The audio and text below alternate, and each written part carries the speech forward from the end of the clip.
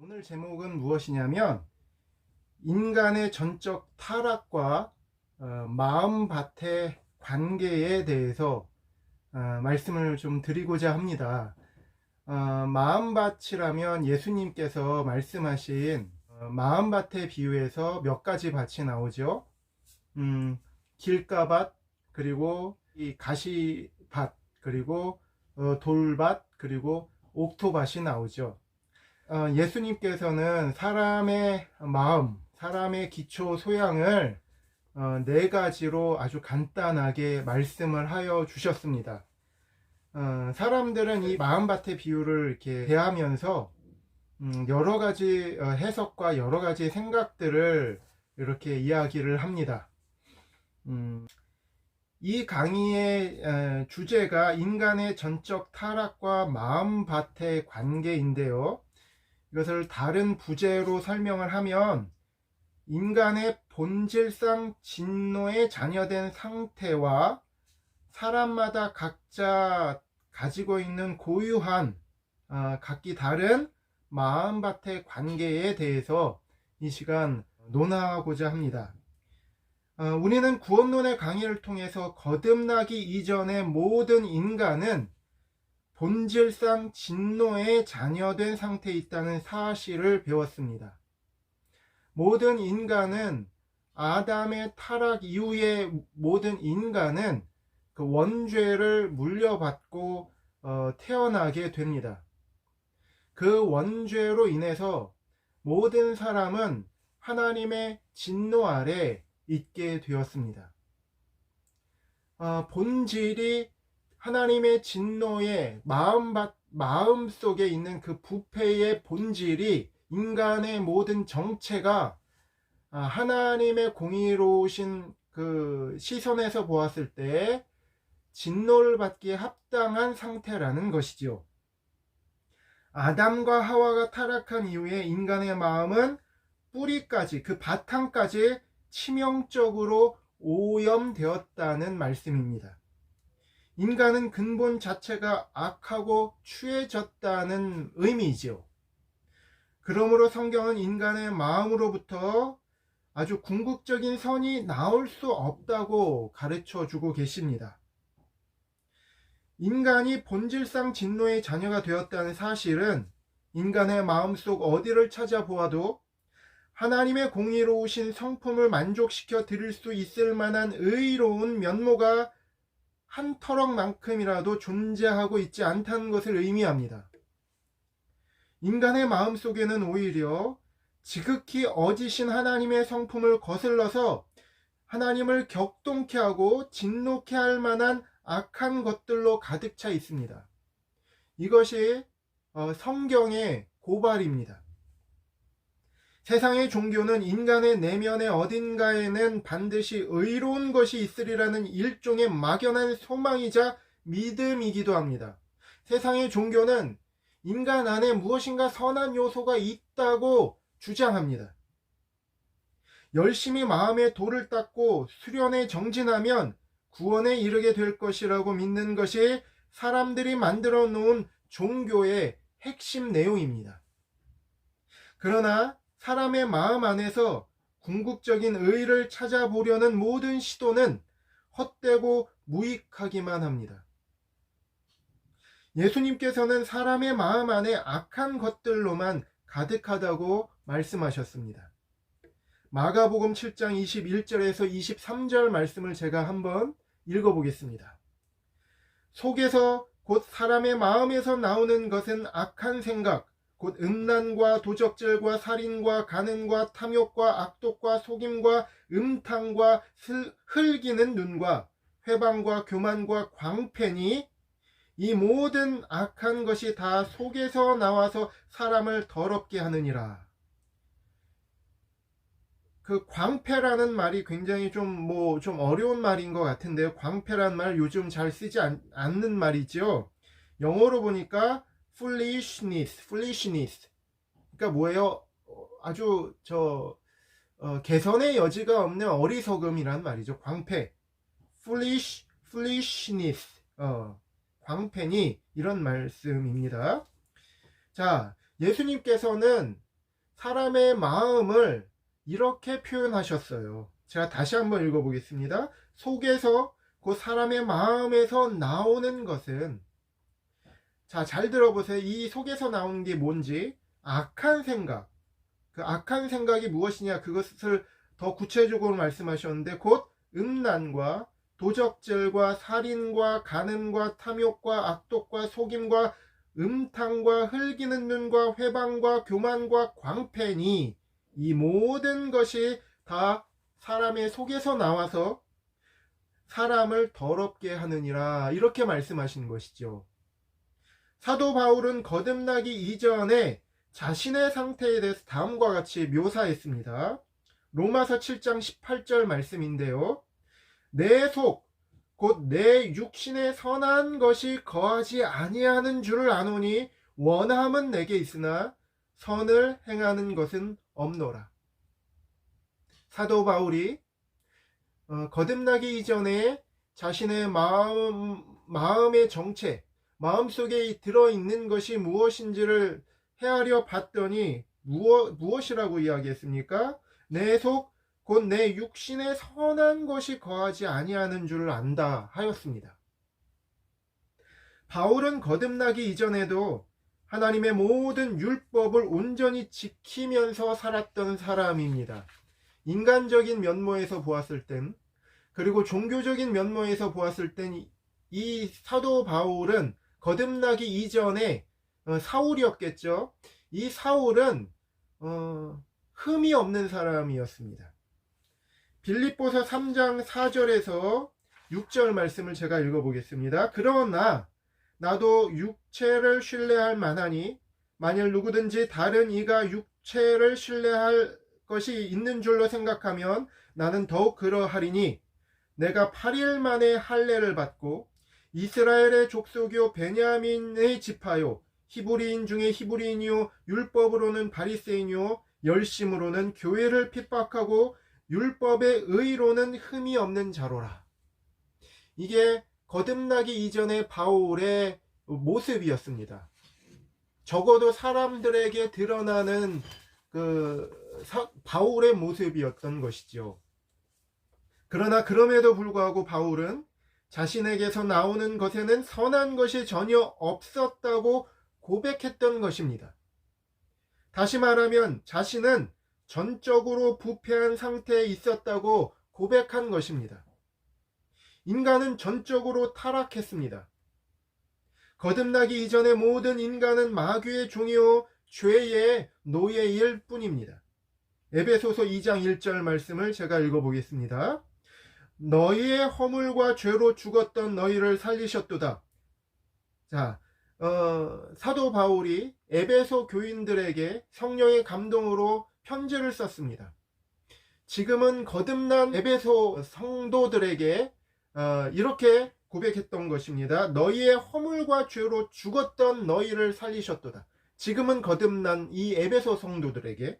그런데 그때라는 건 언제죠? 거듭나기 이전에 너희가 그 가운데서 행하여, 어떤 가운데 행했다는 거죠? 너희 부패한 가운데 행하여, 너희 죄 가운데서 행하여 이 세상 풍속을 쫓고 공중의 권세 잡은 자를 따랐으니 곧 지금 불순종의 아들들 가운데서 역사하는 영이라. 이 불순종의 아들들 가운데서 역사하는 영은 누구를 말합니까? 마귀를 말하죠. 그죠? 그러니까 공중의 권세 잡은 자, 곧 마귀를 따랐다는 말입니다. 거듭나기 이전엔. 그러니까 거듭나기 이전에는 우리도 다 그 가운데서 우리 육체의 욕심을 따라 지내며 육체와 마음에 원하는 것을 하여 다른 이들과 같이 본질상 진노의 자녀이었더니, 모든 인간은 하나님을 만나기 이전까지는, 예수님을 만나기 이전까지는, 예수님을 영으로 만나기 이전까지는, 성령으로 거듭나기 이전까지는 다 그 영혼의 정체성이 무엇이라는 것입니까? 본질상 진노의 자녀, 하나님의 공의로우신 진노를 받기에 합당한 상태에 있는 마음을 가진 사람들이라는 것입니다. 성경은 거듭나기 이전의 모든 인간은 본질상 진노의 자녀라고 엄중하게 선고하고 계시는 것입니다. 자, 그렇다면 제가 처음 시작할 때 제목을 다루면서 그렇다면 이렇게 본질상 진노의 자녀인데 그 마음이 부패한 상태인데 그렇다면 예수님이 말씀하신 옥토밭이라는 것은 무엇을 말하는 것인가? 다시 말하면 좋은 기초 소양이라는 것은 무엇인가에 대해서 말씀을 드리고자 합니다. 그냥 수박 겉핥기식으로 이것을 인식하게 되면 이거는 모순 아니야? 모든 인간은 전적으로 타락한 상태인데 그 속에서 나오는 것은 모든 더러운 것밖에 없는데 어떻게 좋은 기초 소양하고 같이 조화될 수 있어서 생각할 수 있을까? 이렇게 생각할 수도 있을 것 같습니다. 그 부분에 대해서 제가 자세히 말씀을 드리고자 합니다. 여러분, 좋은 기초 소양, 곧 좋은 마음밭을 가졌다는 것은 하나님의 이 결정적인 선고, 이 뭐죠? 하나님이 판결을 내리셨어요. 이미 모든 인간에 대해서. 그 모든 인간의 영적 현 주소는 무엇입니까? 본질상 진노의 자녀라는 것입니다. 본질상 그 마음의 본질이 치명적으로 타락해서 공의로우신 하나님의 심판을 받기에 합당한 상태라는 이 하나님의 결정적인 선고에 대해서 얼마나 진실하고 순수하게 받아들이느냐에 의해서 결정된다는 사실입니다. 무엇이요? 마음밭의 정체가, 좋은 마음밭이란, 그리고 나쁜 마음밭이란 무엇인가? 좋은 기초 소양이란 하나님의 결정적인 선고에 대해서 얼마나 진실하고 순수하게 받아들이느냐, 이것에 의해서 결정된다는 사실입니다. 어떤 사람의 기초 소양이 마음밭이 좋다고 할 때에 그 사람 자체 안에 하나님을 궁극적으로 기쁘시게 할 만한 어떤 궁극적인 선함이 있다고 생각해서는 안 됩니다. 거듭나기 이전의 모든 사람은 죄 아래 팔려 있고 마귀의 올무 아래에 있는 상태에 있습니다. 사도 바울도 자신이 거듭나기 이전에는 죄 아래 팔려 있는, 그래서 마귀의 저주 아래에 있는 마음 상태인 것을 알았습니다. 로마서 7장 14절 말씀을 보니까 우리가 율법은 신령한 줄 알거니와 나는 육신에 속하여 죄 아래 팔렸도다, 이렇게 고백하고 있지 않습니까? 그러나 다른 사람들과 한 가지 다른 사실이 있습니다. 기초 소양이 좋은 사람에게는 그 마음에 혹은 양심에 참되고 온전한 의에 대한 기준이 있다는 것입니다. 마음밭이 좋지 못한 사람, 기초 소양이 좋지 못한 사람은 이 의에 대한 기준이 모호하고 아주 빈약합니다. 마음밭이 좋은 사람, 곧 기초 소양이 좋은 사람은 의에 대한 기준이 아주 명확하고 높습니다. 사실 기준이 높다고 표현하기보다 지극히 정상적인 기준을 가지고 있다고 해야 옳은 표현일 것 같습니다. 본래 사람은 절대자이시고 지존자이신 그 하나님의 기준을 의의 기준으로 설정하게 되어 있습니다. 하나님이 그런 양심을 우리 인간에게 이미 주셨어요. 하나님이 보시기에 옳은 것이 아니면 옳은 것이 아닙니다. 그러나 그렇다고 기초 소양, 곧 마음밭이 좋은 사람이 자신이 가지고 있는 의의 기준을 자기의 힘으로 만족시키면서 살 수 있다는 말은 아닙니다. 하나님이 무엇을 의로 여기시고 무엇을 불의로 여기시는지, 하나님이 무엇을 기뻐하시고 무엇을 미워하시는지에 대한 그 기준이 있다는 거예요, 마음속에. 그러나 그 마음밭이 좋다는 사람은 그러나 그 기준을 온전히 만족시키면서 살고 있다는 의미는 아닙니다. 로마서 7장은 기초 소양이 마음밭이 좋은 사람이 거듭나기 이전에 가지게 되는 내적 갈등을 묘사한 내용이라고 보면 좋을 것입니다. 기초 소양이 나쁜 사람, 마음밭이 나쁜 사람은 의에 대한 기준 자체가 엉성하거나 아주 낮기 때문에 혹은 관심이 없기 때문에 로마서 7장에 나오는 내적 갈등 자체에 아예 진입하지를 않습니다. 그리고 진입하더라도 잠깐 휙 하고 넘어가기 쉽습니다. 아주 흐지부지하게 끝나게 된단 말이죠. 이 내적 갈등이요. 기초 소양이 좋은 사람, 마음밭이 좋은 사람은 하나님의 의로우심에 대한 기준이 있습니다. 어디에요? 그 마음에, 그 양심에 그 기준이 있다는 거예요.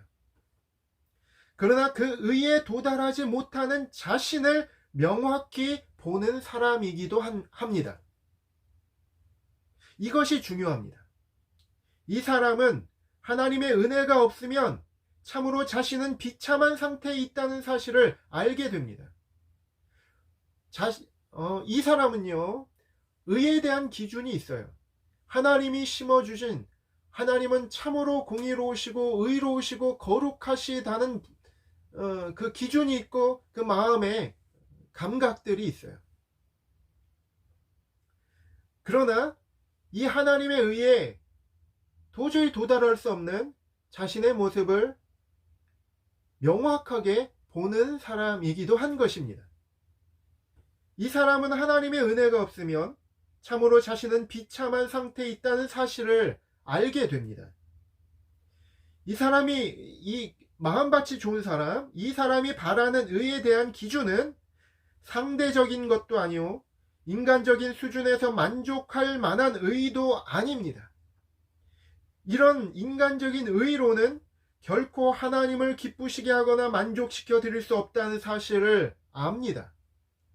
아니, 이런 의로는 오히려 하나님의 무서운 진노에 너무 합당할 뿐이라는 사실을 더 잘 압니다. 그러므로 이 사람은 너는 본질상 진노의 자녀다 라고 선고하시는 하나님의 말씀을 들을 때 이 말씀에 대하여 전 인격을 다해서 반응하기 시작합니다. 그리고 이 선고에 대하여 결국은 전적으로 그리고 순전하게 하나님 앞에 항복하게 됩니다. 그리고 이렇게 외치게 됩니다.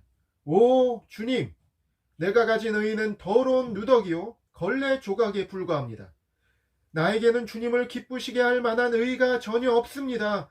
오히려 지극히 선하신 하나님의 마음을 불쾌하게 만드는 악한 것들로만 가득 차 있습니다. 오 주님, 나를 불쌍히 여겨 주시옵소서. 이렇게 그 마음으로부터 흘러나오는 하나님을 향한 탄식과 은혜를 간절히 사모하는 마음이 흘러나오게 된다는 것입니다. 여러분, 제가 구약과 신약의 한 사람씩을 제가 예로 들어보겠습니다. 이 마음밭이 좋은 사람, 구약에는 욥이 있을 것 같고, 그리고 신약에는 고넬료라는 사람이 있을 것 같습니다.